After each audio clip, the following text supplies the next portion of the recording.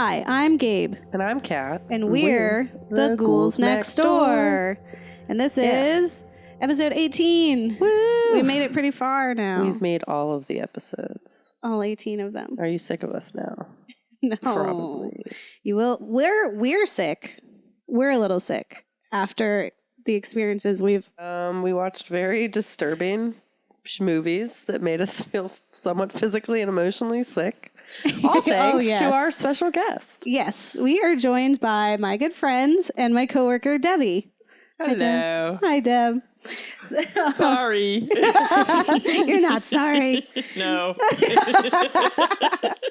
She shared with us quite the experience, and it really... I'm trying to think of how to explain it. It was different. It was new. It really makes you think while still being really uncomfortable. We explored David Cronenberg. Yep. Because Deb gets super hype when talking about him and his work. Hilarious.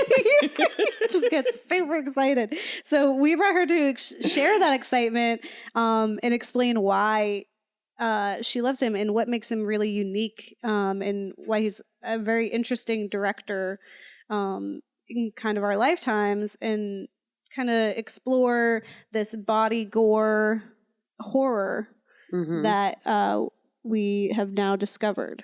And I thought that I was a fan of gore and have usually said I'm just so. like things uncomfortable. Yeah. Yeah, I'm usually pretty, it's kind of my thing. Yeah. Like, eventually, Kat's going to be subjected to Eli Roth, which is one of my favorite directors. And he did things like Hostel and Cabin Fever. So just like very gory. It's what do they call it? Realistic, though? Yeah, I think that's the Can't handle difference. that I think stuff. it's gore in the realistic sense, where this is more gore in the uncomfortable and abstract sense. Yeah, and that's the whole point of it. It's like, it's gory and weird, but it's because stuff isn't supposed to be that way. Mm-hmm. We're like, Eli Roth stuff's, it's not supposed to be that way, like, morally. Yeah, like you shouldn't do in that terms to of like people. what you want to happen, but it's definitely like fathomable.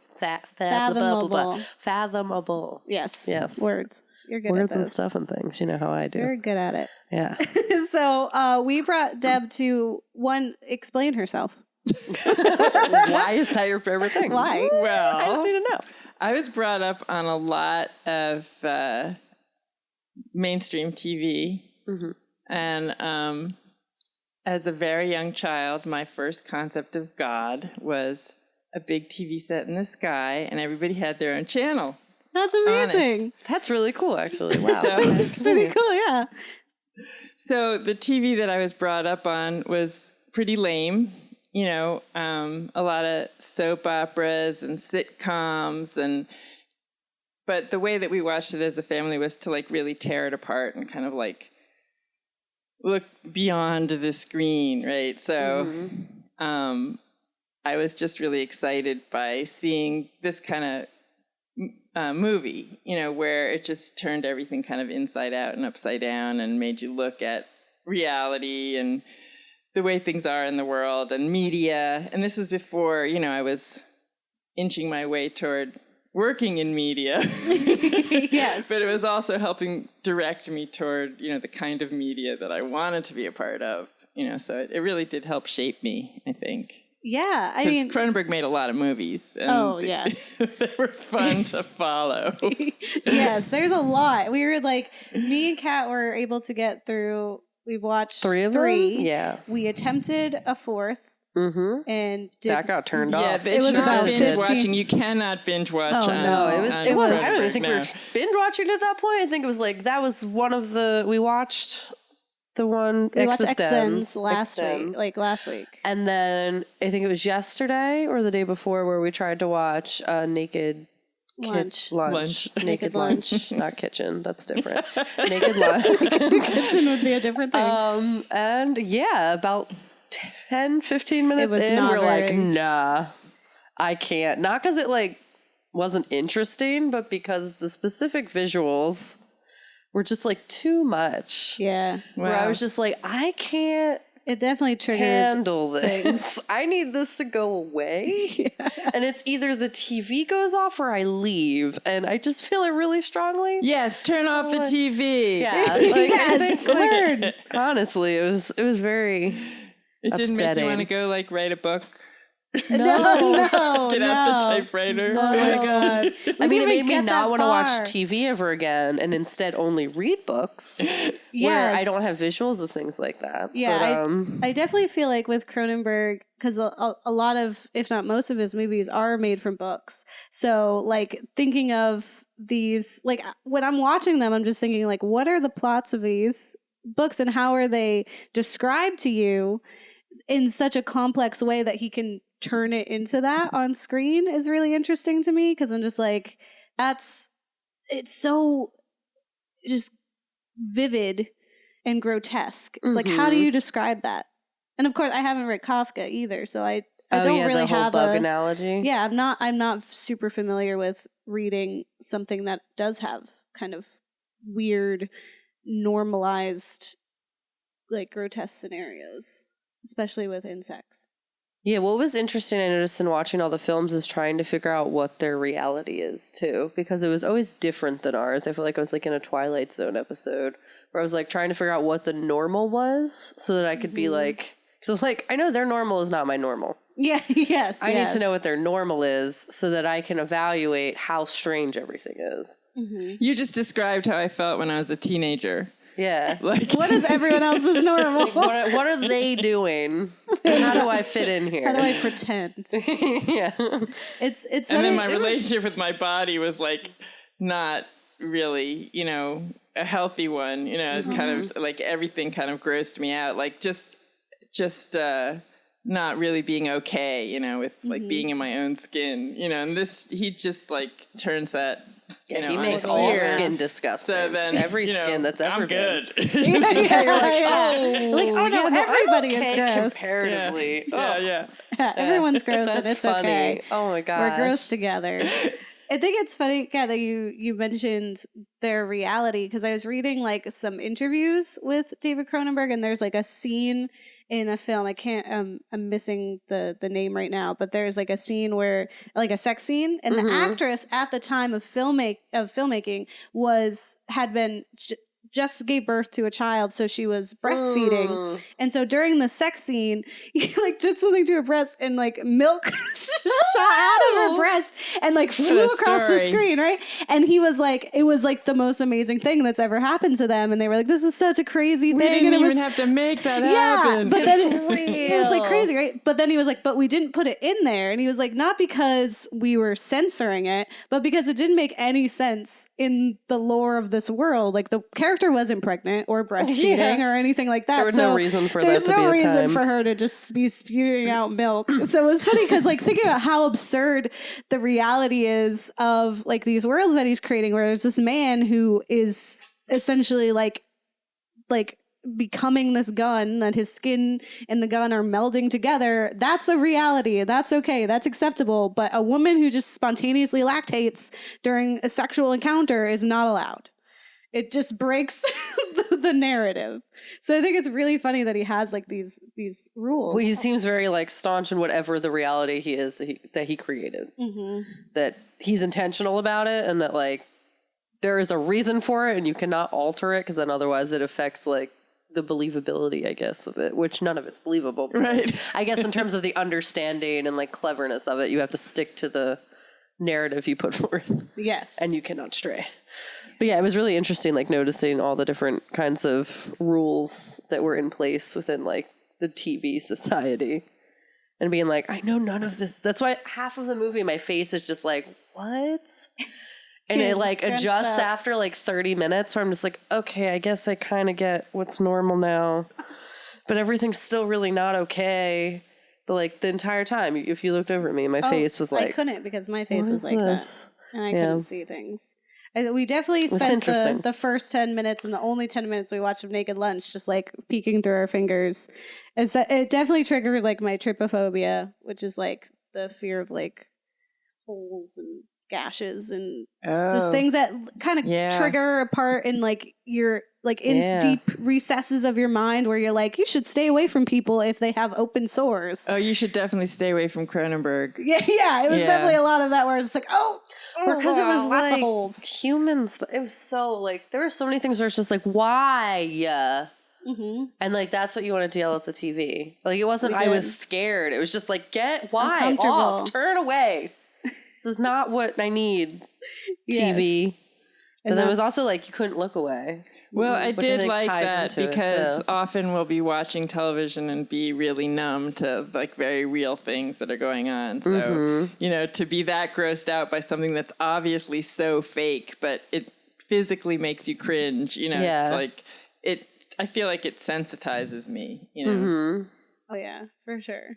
Yeah, taking real things and making them gross once again. Thank you, Cronenberg. 50 years later. No, actually, he was in the 70s and 80s. Just kidding. That's not that old. He's dealing with much more real themes, more psychological thriller, horror later on. Facts. Yeah, facts. We tell you facts. All the facts. Here facts. Still facts. About that spooky stuff. Yeah, spooky stuff.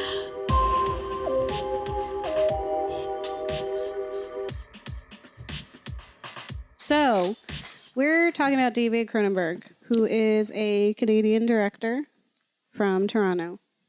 In Canada. Did you know Toronto's in Canada? Yeah, that's why I said Canadian. North American. He's North American.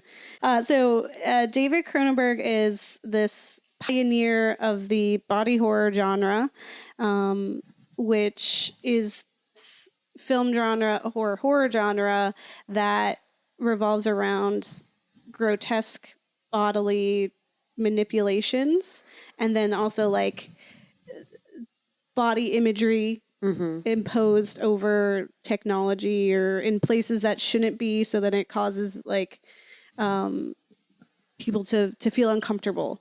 So it's that there's like anything that makes you weirded out, so infections and other kinds of things, but it's all intertwined to kind of give you this like psychological thrill as well, and makes you think because you're on edge and just kind of traumatized by what you're seeing, but it's also making you think like, why is this happening? Why are you putting me through this? And usually there's a good reason.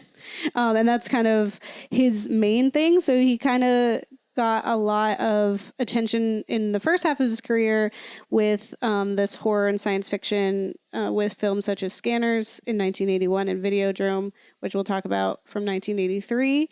And then he's since, as Deb was saying before, it have moved into different genres, but still keeping that thoughtfulness and like making you criticize what you're watching and really think about how we take in media and how it affects us while also indulging in media. Very ironic. Yeah. He's ironic. Like that. Yeah. Yes. Ironic, uncomfortable. There's a lot of elements. Yes. He has also redone The Fly. He takes a lot of books that would have otherwise seemed impossible to put onto the screen and taken that as a challenge and made them into something quite impactful, like Naked Lunch, which is from one of his favorite writers. William Burroughs. Something I found that when I was looking into him, because there's a lot of just like interviews with him, and I find he's really level-headed and very interesting, and like people are like, you're really gross, and he's like, no, I'm really fine, like it's just, he's like, it's a movie. Yeah, he's like, the movie's gross. I made a movie, I thought it'd be great, that's just how I feel. And everyone's just like, why are you disgusting? And he's like, wow, I didn't think I was, but okay. It's kind of like commentary on the world. Yeah, maybe you should look. Right? But your eyes. Something I found interesting was he originally went to school in Toronto for biology, like some other scientific things. Dissecting things. Yeah, well, yes, he enjoyed dissecting things. But the reason why he didn't continue to pursue that was that he didn't like the other students. Like he didn't like this community that he was in, being this like biologist and like working in like this science field. He was just like, didn't get any like love or admiration for it. Like he just didn't feel comfortable in it. And so that kind of drove him later to the screen, and kind of like he didn't learn filmmaking in school, but it kind of showed him that that's not the path he wanted, and like thinking of why. But that's what kind of why I think he has such a unique way of seeing like flesh and the body, is because kind of was in it. He was like already kind of studying that to begin with. So that's pretty cool. He's used to guts. Yes. There is, like I said, I read a bunch of interviews with him, in one where the guy was just like, do you have like horrible nightmares? Like, why do you have so many like terrible things in your head? And essentially was just like, why is your imagination so horrifying? And he replied, my imagination is not full of horrors at all. This is a misunderstanding of what my movies are. First of all, I think all my movies are funny. Not everything in them is funny, but they are all full of humor. And second, it's not really my imagination. Anybody looking at the news on the internet or in a newspaper, there's horror there every day. Compared with that, my imagination is a wonderful playground. So I don't feel that my imagination is a place of horror at all, which is exactly what his films are. Like when you're thinking of it that way, it's like, yeah, it's grotesque, it's horrible, but it's also unrealistic. It's also obviously a commentary, and it is really funny in that it's very hokey and like, slapstick in a way. Yeah, I mean, a lot of it's not like you're not scared of it because you think it could happen or because like it seems real. You're scared of it because it's just like the thing that's in front of you. You're just like, I just didn't want to look at that. And then it's usually talking about like intense like things. There's an emotional situation always at hand. And like that's, I guess, what people might find scary about it. But I would agree that it's not like horror in the sense that I generally think of horror. I'm not like, oh my God, fear and nightmares. Like that's not what I'm thinking. I'm just like, oh God, this is just like a lot and a lot of emotions about it, and I kind of need it to go away. But also it's like really like, what is happening? So like that part's funny. I think that part, like the absurdity. Oh yes. If there was less of the specific images, I would think it was fucking hilarious. I would be losing my mind the entire time. Yes. I'd be like, what is, I would think it was so funny. It'd be like an Adult Swim, late night, like what is happening thing. But I think because of the specific ways of like morphing human parts with robot parts and like things that you just don't want to happen. Like you're just like, well, and he's dealing with some pretty serious subject matter underneath it all too. That's true. But it is a fun experience, like just watching that together with you two. With it sometimes cutting out, and then with your questions being answered when you talk to it, so like funny. That was fun. Yeah, and it's trippy for sure. Very trippy, and I think it's also it's not very subtle.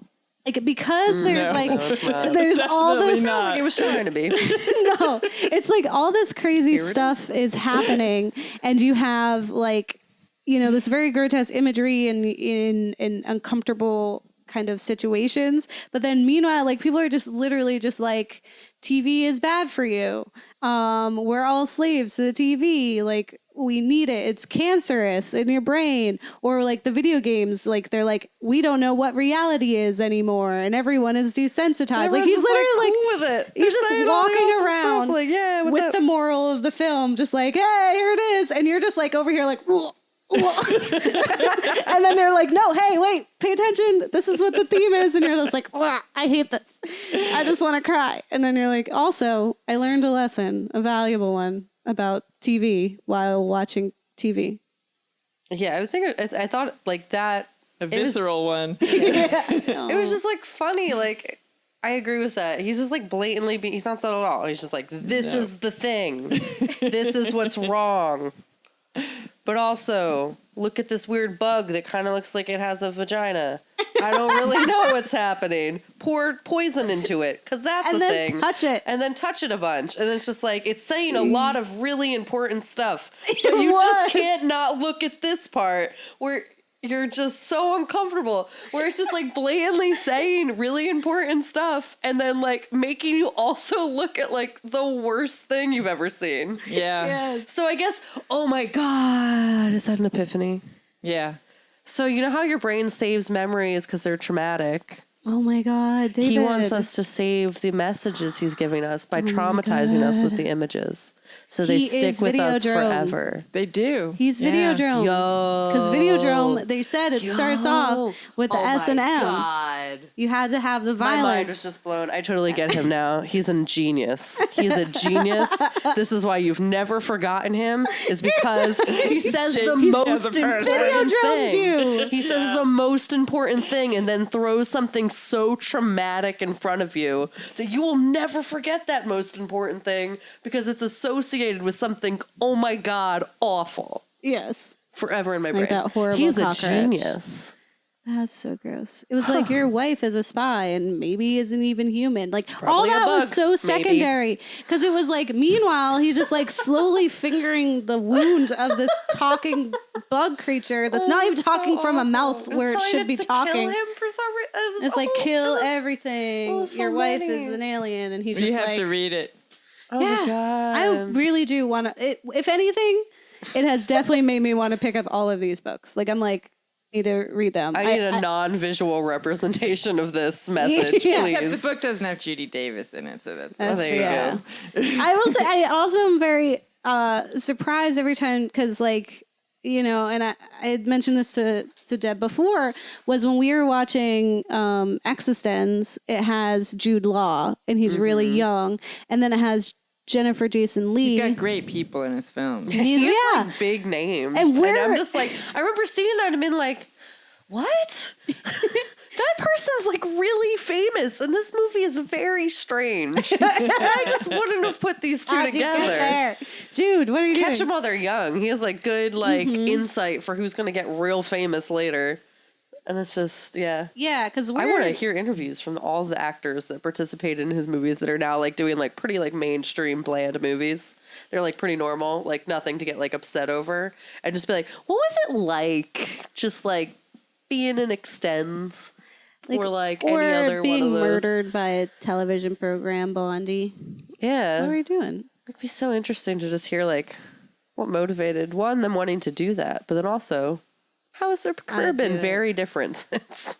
I would do it. I would imagine that he would be a good director to work with. I don't know why. I think it'd be fun. Impression. Yeah. I think he has like a good vision. He's not like trying to like upset anybody, I don't think, in like the you're there type of sense. It's more so it's artistic. If anyone's working on it, they're thinking they're doing something. You know what I mean? Yeah. It's not a nothing film. It's like, oh God, this is a time. Like people are going to remember this. Yeah, because like Makes a statement. there's like there are films where the directors are just horrible because they're trying to get like these reactions from their actors. Like you're thinking like The Shining, I forget the actress's name, but she was absolutely traumatized on set. Like she was like verbally assaulted, just like tormented, wasn't allowed to sleep. Like he drove her mad on purpose so that she would give that crazy performance. But she like hasn't really acted in anything since. Like she was like, I almost just like quit everything and just ran away forever because he was just absolutely traumatizing to her. It's I agree that I think he's probably really good on film, like behind the camera. Like he's probably very kind of positive and is probably just as excited as everyone else to see what happens and how it works and like just to see people react naturally. Like, this is the thing that was in my brain and now it's real. Oh my God, everyone gets to experience this now. Yeah. And he's just like, this is normal. I'm normal. This isn't horrifying. I'm funny. And everyone's learn like, okay, my reality. Dave, now. it's fine. We're your friend. We accept It's you. okay. Yeah. But Kat, tell us about specifically body horror films. Well, I mean, honestly, after learning more about him, I feel like they bunched way too much into that category. Where like his were like really intentional and like smart, but then they also threw like Human Centipede in there. in that category. I don't know what that's trying to tell Where it's like, you. I don't know, it's human centipede. I'm sure there's like some guys like, I'm really smart and I know all about the really intellectual pieces of human centipede where they sew humans together from mouth to butt. Like, I don't, there's some learning to do there. There's a commentary on the world. Maybe it is. I don't want to know. Mm-hmm. Well, I've never seen anything like his movies when I saw them. I mean, it reminded me of different things. Mm-hmm. Yeah. But I'm curious to know, like, what else is in that I think they called him the genre. pioneer for a reason. I mean, he's the one who kind of started the idea. And then these people kind of took it and either respected where they took it or took it somewhere you just kind of didn't want it to go. So the idea is mostly that, like, anything involving your physical body, doing just, like, real messed up stuff with it. Stuff that doesn't seem normal or natural. Stuff that, like, you probably wouldn't even think to do with a body. And it's happening now, and you have to watch it on a TV. That's the gist of what was explained to me. Mm-hmm. Also, fun fact, David Cronenberg's son made a very famous, apparently, film. I don't know if it's actually very famous, but he's also in the body horror. That was a antiviral. Yeah. He also branched out and became a director of some scary body horror themed films. I love when it's a generation thing. Like, I love Stephen King, and then I love Joe Hill, who's his son, who's equally just as good at making horror short stories, and I like not Joe Hill even better. I enjoy even some of his stuff that aren't horror, like the stuff that he has that are just like about normal people, and I'm like, well, you're amazing. And then meanwhile, Steven's just like, kids do fucked up shit and have to be traumatized, and you're like, Steven. That's a different time, but I like it when sons do just as well, or daughters. What's her name? Sophia. What's her name? Coppola. Yeah, she's great. I like her even more than her dad. So she's intergenerational talents. Mm-hmm. Woo! Inherit it. But maybe don't do body horror unless you're going to be really smart and intentional and good about it. And funny. And funny. Don't be so serious. But a lot of it, I mean, it seems like it's all about like mutilation, essentially, and things like you don't want to happen. And sometimes they're creative about why, and sometimes they're not. But the genre itself is kind of wrapped in all of those elements. So you have things like Human Centipede on there.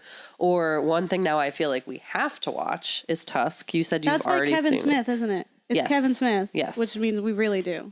So it's called Tusk. It's about a man who's like a podcast person who is kidnapped and taken to some place far away. And then man turns him into a human walrus. That's the whole thing. That's the thing. Is that he makes a walrus skin out of human skin and then sews the man into it. And then he is a human walrus. I am the walrus. I don't know why. Because he really likes the Beatles. No, I need to know. It's because he really loves the Beatles. No, but probably. I need to know why that this film exists. It got a lot of attention. And that a person like who's famous, like Justin Long, is in a walrus now. Like, I need to know. And that's definitely body horror. Like, I looked up like top 50 films. It was number 1 at the top. Like, in terms of just like what? So what would you call like that movie Lobster? What is Lobster? Isn't that the name of it? Where they turn people into lobsters in the movie, but they never actually turn into a lobster. So it's kind of like the antibody horror. It's like, it's just the idea of it, but it doesn't actually really happen, and you're supposed to believe it, even though it's not being shown to you. That's like that episode of Twilight Zone with the people, and they're like, "You're so ugly, and we keep trying to fix you," and then they take the bandages off, and she just looks normal like us, and everyone looks really gross, and they're like, "You're hideous." Yeah. It's like beauty is in the eye of the beholder. Totally gave it away right in the title. You were like, okay. I know something's going to be weird about this. But it's just honestly what I got from it is that they've bracketed a lot of movies into this category because of the level of mutilation or like uncomfortableness you get with something that just shouldn't happen. Like turning people into something that shouldn't be, or technology looking like people. Yeah, technology melding together with people, like making something that is from human and making it very not human. What have we become? Yes. Yeah, very much like that. Or like, and then also like demonizing it. At least I noticed in Cronenberg's film is that it was always death to whatever. Yeah. And it was always like demonized whatever the other thing was. Whereas specifically they say demoness in Existenz. But it's also like I keep both saying the sides. title wrong. Existenz? It's Existenz. Yeah. It's not Extens. No, it's Existenz. I think that's like a kind of... It's like a Yeah. game title for existentialism. Yeah. Okay. I get If it. existentialism was a video game. Cronenberg, you got me again with your smarts. Damn it, All Cronenberg. right. But yeah, Cronenberg. creating monsters and weapons out of human body parts. Yeah. That's the gist. It's very cool. The whole time you're describing body horror, no one could see me, but I just was shaking my head the whole time because that's how I feel about it. It's just, I think because like what happens with the bodies were really uncomfortable, but I think what really got me in Existenz specifically is like the technology and how it's fleshy. And the same thing with like the TV in Videodrome, when it would start to move and then it took on like a flesh-like color. That's when that was like a line that was drawn for me. Because before it was like, okay, it's a little weird. But then as soon as it gets like a fleshy tone, I'm like, no, drop it. I'm done. Put it away. Yeah. Because then it makes it a much more intimate relationship. Yeah. It's just like that whole thing of like, what makes us human? Is it our skin? No, it's our brains, I think. Yeah. Or our soul or something. We'll get there. Films.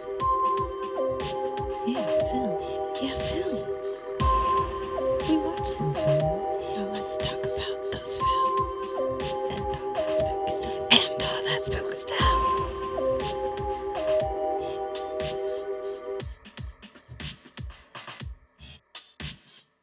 Next category. Films. Yeah, so we watched some movies by this guy. As you know, we do sometimes.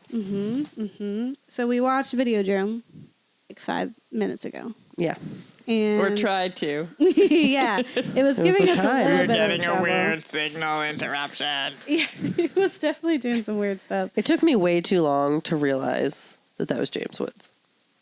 It said his name in the beginning. I was not paying And I attention. And then mentioned- you made the ooh piece of candy joke and it still didn't hit me. And then he just said something and I was like, whoa, I didn't know that's what he looked like He looks just in like this young person time. Yeah.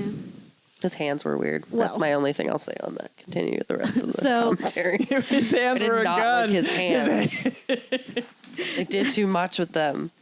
So Videodrome is a film from 1983 by Cronenberg. And it follows Max Wren, who is the executive of a TV station that is scandalous in that it has programming that we wouldn't allow on our channel. Yeah. But He it's both, still calls it civic. yes, Civic TV. With you, what does it say? Your friend in the night or something, accompanying you To in take the you night. to bed. So the synopsis says that when Max Wren acquires a different kind of show for his station, a sleazy cable TV programmer begins to see his life and the future of media spin out of control in a terrifying new reality. Yeah, so it was a lot of hallucinations and, violence and sexualized violence and piercing ears while they're having sex for some reason. And Before piercing was popular. yeah. Yeah. It was very interesting. It definitely, and when you're looking back at it, like us looking at it now, it seems kind of like bizarre and kind of silly, whereas I can see how it was absurd back then because the whole premise is like, we're going to become desensitized, like we're going to have these crazy things on TV and people aren't going to react to them the way they used Signals to. are going to cause brain tumors. Yeah, there's all these things that are like, he's obviously reacting to that part in Playing the upon that 80s fear, when yeah. it was kind of picking up steam. But now it's like, we have like Game of Thrones where the entire first season was just sex and violence. it was gratuitous. Like people complained because they're like, this is not at all like what it is. It got significantly better. There's actually like a storyline. Yeah, but they were like, hey, HBO, we know that you like softcore porn, but can you chill a little? There would just be like an important dialogue happening like on the right hand screen, and then on the left is just like 2 lesbian like prostitutes, and you're like, why? They have nothing to do with this scene. And people were like, this is stupid. So like he called it, and then that like, well, and it wasn't titillating. Like, he didn't do it in a way where it was pornographic. It wasn't titillating. Yeah.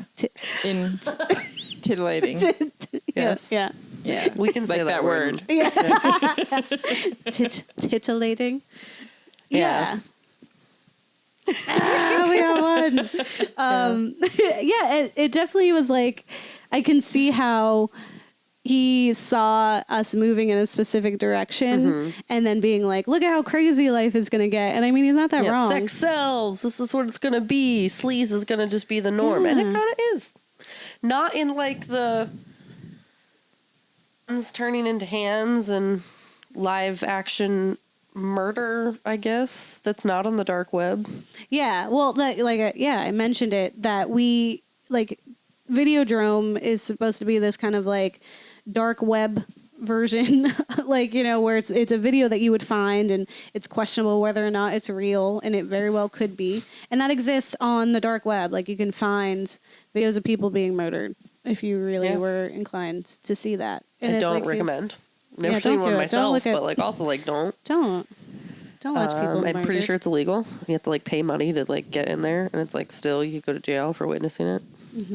Yeah, so like bad times, don't do that. This was a movie though, however, about this idea and kind of envisioning where we would go. And so or lack thereof, I guess. Dev definitely recommended this one specifically. We got to pick the other ones that we wanted to watch, but this was her choice. So why don't you tell us why this one is so important to you? Well, as I said, you know, I had this idea of our society, you know, being of television, you know, and that landscape was really limited, you know, in my experience of what was on TV, and in just wanting to have a healthier relationship with the effect that media was having on me. You know, this was a little bit of a breakthrough, you know, just kind of like exploded my brain a little bit at that age. And just opened it up to like what the possibilities might be, you know, beyond what my experience had been. So it had a big impact on the way that I, you know, watched. Yeah. Because it becomes very real, and then you become very aware of how you just take in technology and the media. Yep. And I think it's like, I don't know, if all I ever had to watch, you were saying like all you had was like blandish TV, but then also like the news was violent, essentially, is what you were saying. Yeah. About your childhood. And I didn't see myself on television. I didn't really see a representation. You know, it was like very limited view. And, you know, the kinds of messages that were being sent were very oppressive.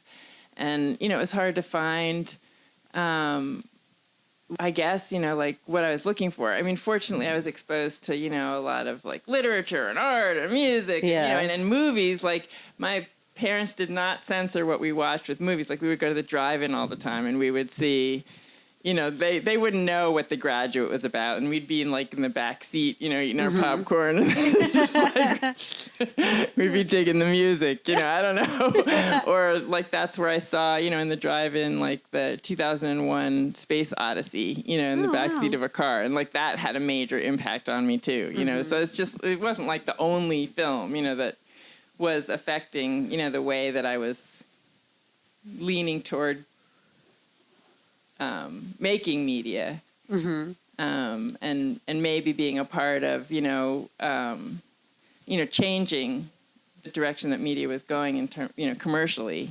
Like, making people think instead of just like throwing blandness at them. I don't know. Content. Instead of subduing us. Yeah, and then you said so. This one kind of like got you kind of hooked into him? Because then you've watched quite a few of his films. Like, what are some of your favorites and why? Well, I think I saw Scanners first, and that was just like, it was so fun, because heads exploding. That's just like sometimes I would feel like my head was just going to explode, and then he would do it, right? So this is so gratifying. We're just like too many people, too many thoughts. Brains can actually combust. So true. The untapped power of human potential. I mean, really. Yes. And there's so many of them. Yeah. It was very surprising that we hadn't seen him before. Well, and I was skeptical too. It's like I wasn't buying in right away, like to a lot of stuff that was being sold to me, and so it was reaffirming that, this kind of the film after film, like I was just looking for the next one, that he was coming out with. Yeah. So. See, what did he get into now? Yeah. The other film that we watched was Existenz, which we've mentioned a few times. So this is a film where a game designer on the run from assassins must play her latest virtual reality creation with a marketing trainee to determine if the game has been damaged. But it's much more than that. It was very, very intense. I think the biggest thing with me in like our world now, seeing it now, I couldn't even imagine seeing it like when it first came out, but seeing it like now when virtual reality is like a thing and like that is like stuff that people are so excited about. Like they're getting all buying all the virtual reality games and like the whole thing of that movie is like, guys, though, your reality is going to be all skewed. You're not going to like real life anymore. And that's like, there's so many games where you have these fake lives. You're like, not going to know if you really kill somebody. Yeah, like it's honestly like these are real things that he was just like, yeah, that's gonna happen. Yes, but that's like a real thing now.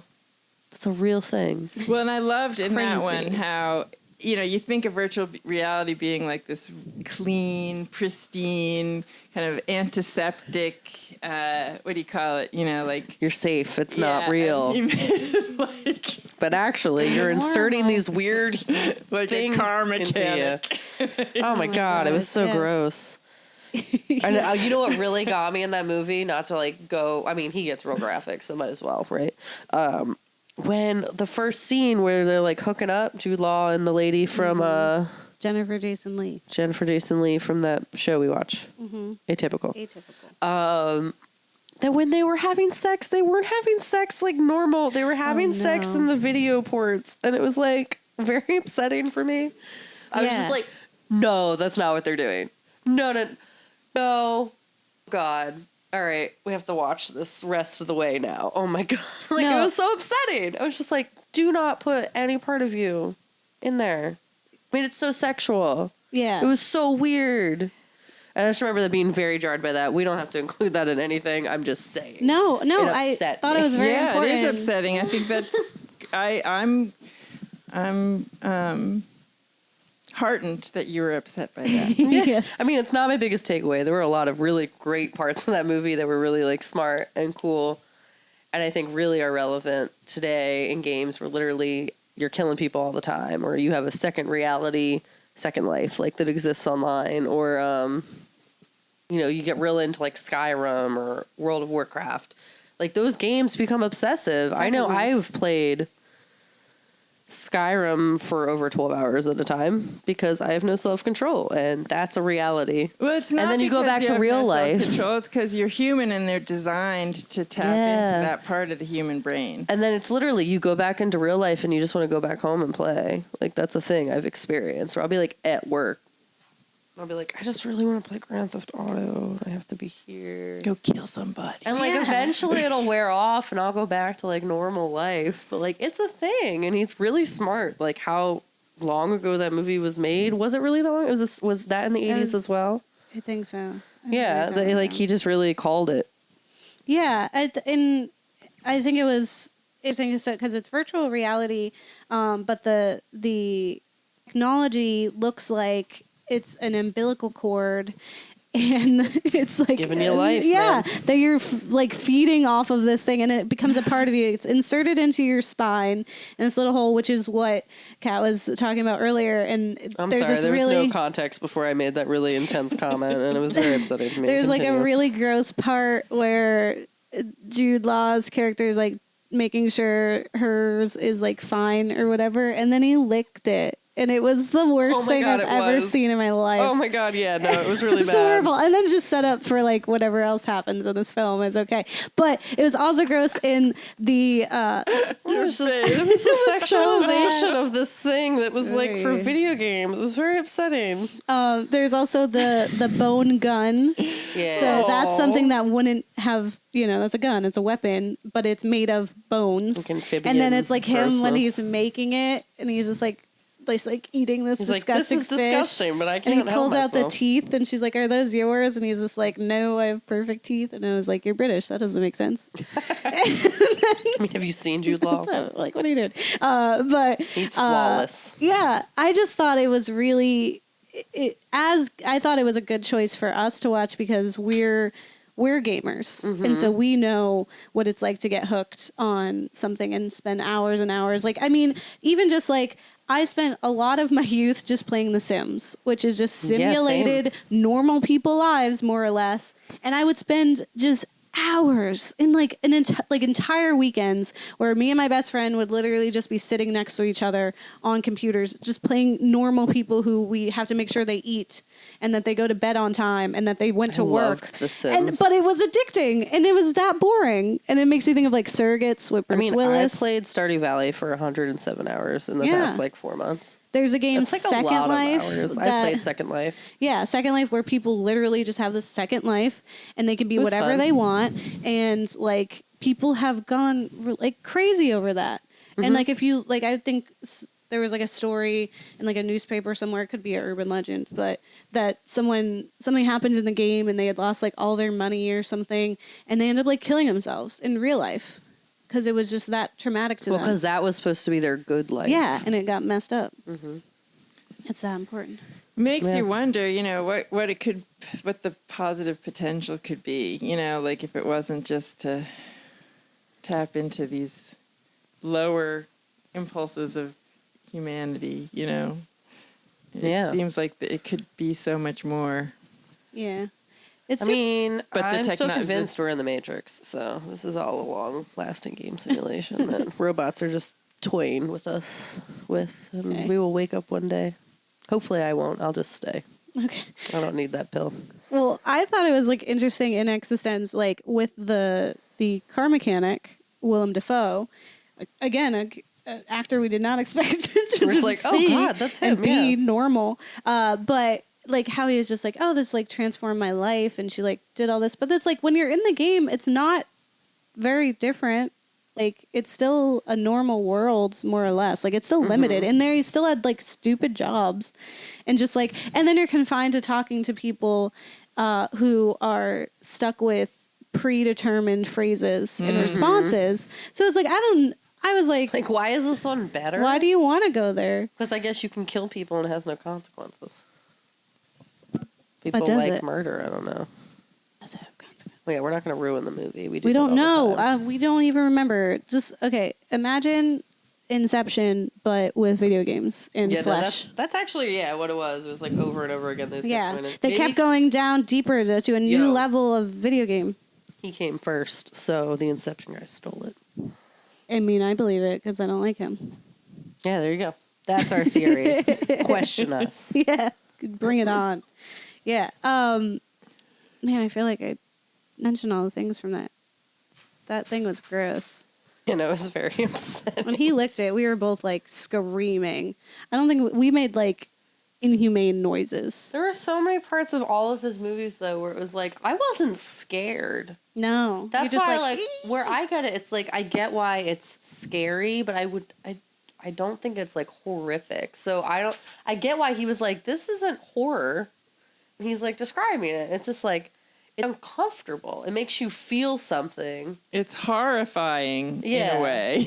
But it's not like scary. Because by any point in any of these movies, I'm not like, this is real. Because, like, the things that are scary are the plot points, the actions. Right. Yes. The scary things are, like, the realities. Yeah, the actual things. And that are the happening. horrifying things are the actions. Where it's like, I don't think... Gross. Yeah, I mean, he's saying really smart things that are scary about the realities of our world and making us forever remember them by traumatizing our eyes. Oh. And you never are free. And it's genius. We're forever Because you locked always in that remember things cockroach's that are vagina. hard or sad or like just upsetting. You remember those forever. Vagina mouth. Disgusting. You kept touching it. That was the worst part. Like just let it go. Just leave it alone. And he was just like, and it was like very softly.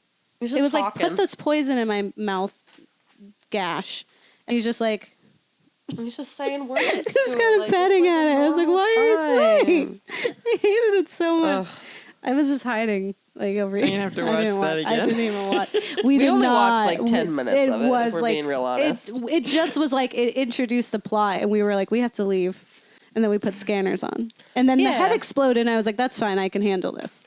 You know, and I really, one thing exploding. I really liked about scanners is like going on to like what you were saying about the power of like the mind, but then also just like the idea that like being in crowds is overwhelming, and like just seeing like, and how he was like very much outcasted because he like couldn't deal with like all these people around him giving their thoughts to him. Like he was overthinking all the time. He was overstimulated. But then also it's like people were sitting there in a crowd of people. We're anxious humans. Thinking everyone's talking about us. In this world, he's like actually hearing all of their like thoughts about him, and of course he gets upset. I just thought it was like really smart how he did that. It like really like played to like anxiety. Oh yeah. I don't think you have to read people's minds to think they're talking about you and to hear their imaginary thoughts and like feel very overwhelmed by that. I get overwhelmed in crowds all the time.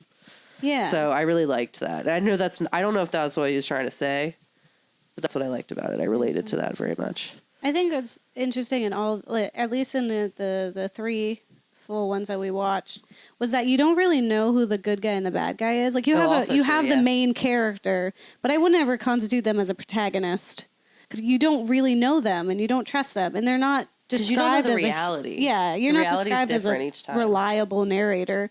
Like Max was like a skis ball, who just like wanted to put crazy sex and violence on his TV. Yeah, and he was such a like rude guy. Like he's grabbing all the girls' butts in his office. It was just really gross to me. I was just like, you need to stop it. Pull guns out of your stomach and do the thing with the fire, and it's just, well, I'll be done with you. Yeah, and then Jude Law, his character was bad because spoilers. Fast forward if you don't want to be spoiled. He like turns out to be like an assassin for a minute and kills her, but it was like, oh, this whole time I was, and she's like, I knew, and then she is, and and it's like you just go in, and the same thing with like even with scanners, because it's like you have this company that's doing this, and then you have this company that's doing it, and now it's like, but which company is the good one? Because they're also messing with people with the scanner ability, and they're messing with people with scanner ability, and then they send him to do it, and it's like, where are we going?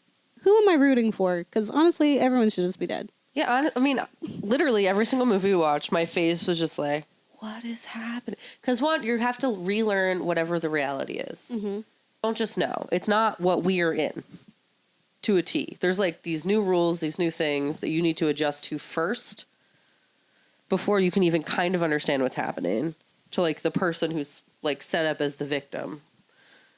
And then you don't even know what the rules are of the world. So you can't decide that they're the victim. There's so many things. We're like, no one's a victim. Everyone's terrible. We're all parasites on the world. We all are going to die. Just kidding. What? Well, that is true. But I mean that we're all going to die, of course. Yeah. Yes. And we are parasites on the world. Yeah. We are we're not here. A sack of flesh technology. As long as my hand does not turn into a gun that I pull out of my stomach, I'm cool. You know what? I'm not going to start eating poison for bugs. Shoot. I'm not going to start reading minds and exploding heads. Like, I got very few. I'm not saying that I'm not going to do those things. I'm just saying they haven't happened. Can I just not be included? That's more so where I'm at. Like, don't explode right my head. Don't pull guns out of my stomach. I'm going to taunt you. Don't send me to the Videodrome. Come to Gaby. disgusting. Me and the TV. Worst. Yeah, I don't know. Like, I feel like in ever a situation where like my reality comes into question, my response is not to be like, let me delve into that. It's to be like, I'm not having a good time right now. My mentalness is in question. My response to that is to not be here, to leave, because I will eventually revert back. Feelings. Yeah, feelings. Yeah, I said feelings. Let's talk about feelings. Okay. And all that spooky stuff. I love spooky stuff.